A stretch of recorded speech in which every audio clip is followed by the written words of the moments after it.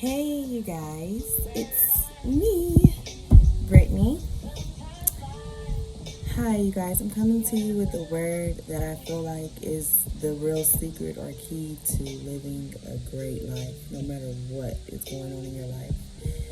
This word I'm passionate about, so I'm gonna try to keep it short because I did a video, but I didn't have it on me, so I'm redoing it.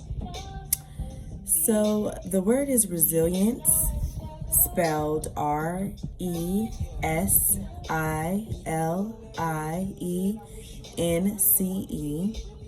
and that's the capacity to recover quickly from difficulties. It means toughness, adaptability, elasticity. So basically, you guys, I'm going to share with you a tragedy I went through, and I want to really focus on the aftermath, like how I ended up after the tragedy, to show you guys how to be resilient, because let's get real, like I am so resilient, and if you look up the word in the dictionary, I'm gonna be right there like ding. So joking, but yeah, so sorry, that's street sweeper, but anywho, I will give you guys my testimony to what happened to me that night and all that type of stuff on a later video. I don't want you guys to miss this assignment. I really need you guys to understand this assignment and how to be resilient. It's not something easy, but it's definitely doable, and we all can do it. It's all about your outlook and perspective. Okay, so I'm gonna try to make it quick. So basically, when I was 16, it was 3 weeks before my birthday. I got shot in my face. This is kind of gruesome, so I'm just, beware. I'm going to be a little gruesome with you guys. So basically, the bullet went through my left eye, and my eye was still attached to the retina. So it was just like dangling and shattered. And my whole left side was a hole, like from right above my lip to the top of my head on my left side. So of course I'm just leaking blood at that point. But the bullet went through my nose, skull bones, and it hit my right eye's retina, not the eyeball, but the little pinkish part that's attached to our eyeballs. And it came out of my right cheek real close to my ear. Okay, so from that night, I knew I was blind, because as soon as I got shot, first of all, I heard the shot. I heard the gunshot, and I got shot. But as soon as I got shot, I went blind. So I knew I was blind, already. But I was in no pain, so that was a very big thing. I was in no pain at all, like the whole time. The only reason why I knew I was shot is because I was blind and I touched the hole, so basically the next day when I woke up, I was fine. I felt great. I was still no pain. Of course, I'm still blind, duh, but I already knew I was gonna be blind, So that was the happiest day of my life. I was so excited. And I was excited because I thought I was gonna die that night. I was 16, so I'm thinking, bam, you get shot in your face, you're dead, And the fact that I still was alive, I wasn't in no pain. I had all my memories still. I remembered the whole night. I remember my whole life, like nothing was affected by me. And I woke up like this. I never even got plastic surgery, so I'm blessed. I felt like the luckiest specialist person in the world. So I'm like super happy. My spirits are super high, of course. Everybody's sad, my family and friends, and I'm trying to tell them, like, I'm great. Like, y'all calm down. Like, you never know. I might see again. God is real. Miracles are real. Of course, some people don't believe in God and miracles, but let's say I do see tomorrow or something. Y'all gonna be looking like, oh yeah, God is real, because at the end of the day, we don't know if my vision can come back or not. So of course it's pitch black dark, right? Of course, because I'm blind. But these two white men doctors was telling my parents, like, oh, she's gonna be depressed, she's just shocked right now, that's why she's talking like this and acting like this. she's going to be depressed and sad, and she's going to be really hard to deal with. So just get prepared. She's not going to be like this forever. Like, which they lied, because I was like this forever. The whole time. It's been 10 years, and I've never been on this depressed roller coaster where I'm just like in the room, don't want to do anything, don't want to go anywhere. No, I've never been like that. So I want to tell you guys how I persevered through and how my life became successful from that. So of course I was a junior at the time, but school was basically over. So they froze my grades and let me keep the grades I had as far as a junior. Okay, so I went to Poly. True Jack Rabbit. But anyways, I went to Poly, so I took those 4 months off from May to September. I went back to school with my same friends in my same academy, Beach Academy, like, period. So only have 4 classes to go, and I did great that year. Like, I was still able to write on paper. So they had this paper where the lines are raised, and I could feel the lines, like, you know, the little white paper with the blue lines, you know, and I was still able to write. Like, my writing is real neat and legible. So my teachers were grading my stuff like that, because I did not know how to use a computer yet, as far as with the software to talk to me, which is called JAWS for blind people. But so basically I passed 12th grade year, and I got a 4.0, and it was the first time I ever got a 4.0. I mean, I excelled so much. I had a point to prove. So I was very proud of myself. I'm still shocked I had a 4.0. But anyways, from there I got accepted to University Cal State Dominguez. So over that summer before I went to college, I went to this blind school called Wayfinders, formerly known as Junior Blind of America. It's a school for blind people and foster children. So when I got there and they found out my story and stuff, they're like, you're not going to be able to go to college. This program to learn a computer is 6 months to a year. You're absolutely not going to be able to do it in 3 months, like, you know. And I was not having it. I got a big attitude, like, yes, I am. Y'all going to teach me this computer now. Like, you're not about to tell me what I can't do. I already got accepted, like, period.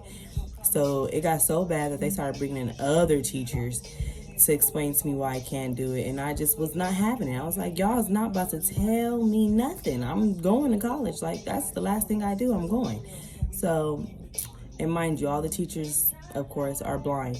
So they boss, which is a person with vision. Blind people call people with vision sighted. So she's sighted. She came out, and her name is Brittany. Hello, sent from the Lord.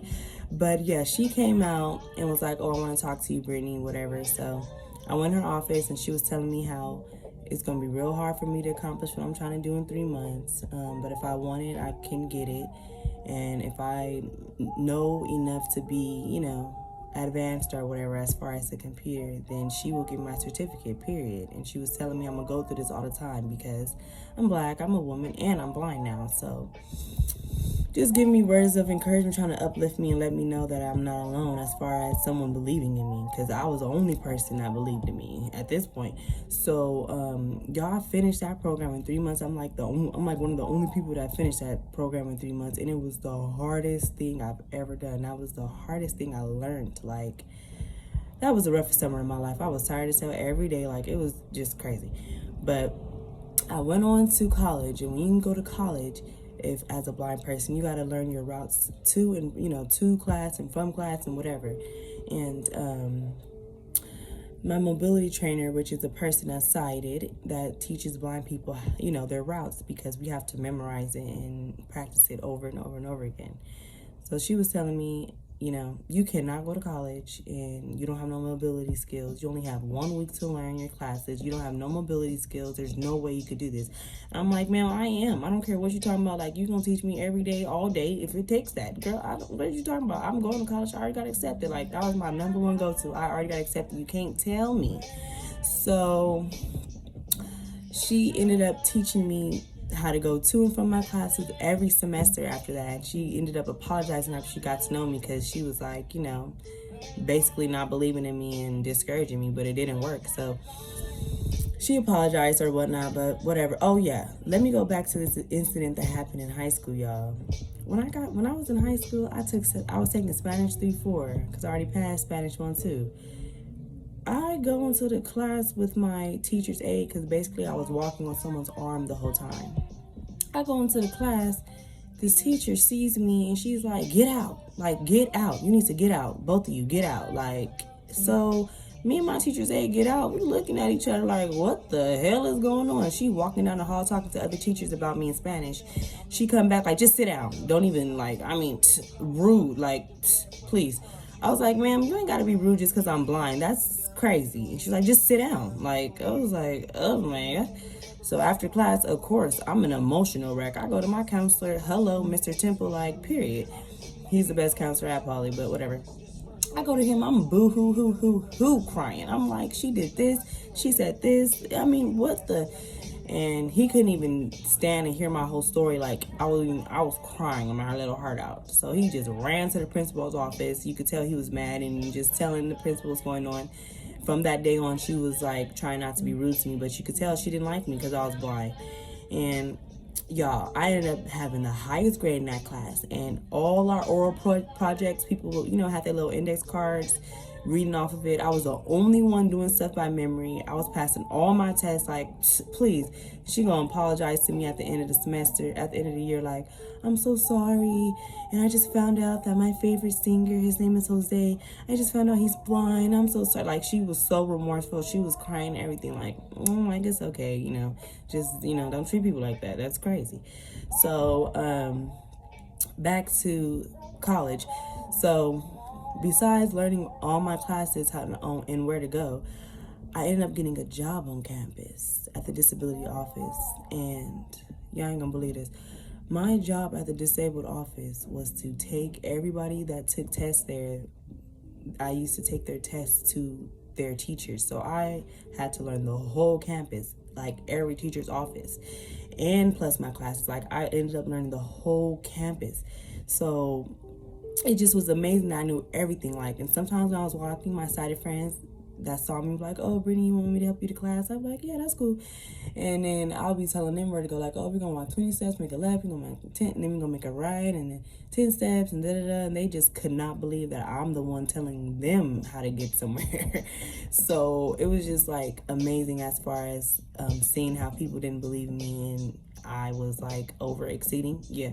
So and besides that, and I graduated in 4.5 years. I did a great job. I worked my little butt off. So after that, after college, I went on to job searching, of course. I had little jobs here and there, little internships here and there.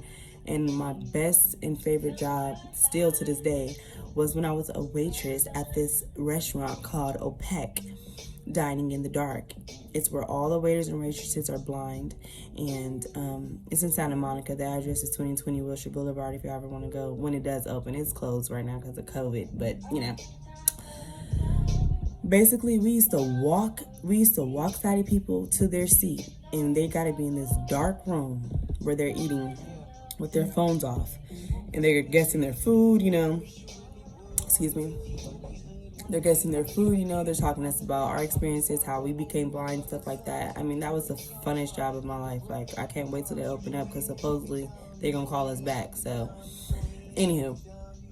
And then now, you guys, I have made it to success. I'm a senior auditor where I evaluate pharmacists' calls, making sure that they're treating people with respect, good customer service over the phone and verifying and all that. And I work for a pharmaceutical company, and I make a good coin. Like, I am so shocked and amazed and just grateful that I have this job. And I even have vacation days. I have sick days where I'm still getting paid. I mean, this job is so good. I can't believe I have this job still, and I've been working here for almost 2 years. And of course, you guys know I got a nonprofit called Resilience and Confidence First, period, because that's what you need to succeed.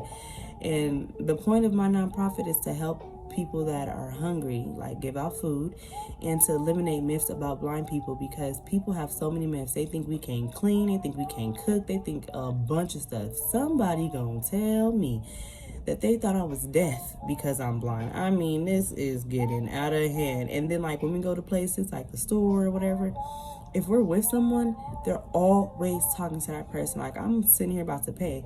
They like, oh, does she need this? Oh, does she need that? Like, I'm right here. What the hell? I can hear you. Like, just ask me. You know what I mean? But it's so much stuff that blind people and other disabled people go through on a daily basis. And y'all wouldn't even expect it that I went through so much stuff the way I am. I mean, I don't complain. Come on now, what's complaining going to do? And of course, I have those days where I'm like, dang, I wish I could drive. I just want a pink Charger.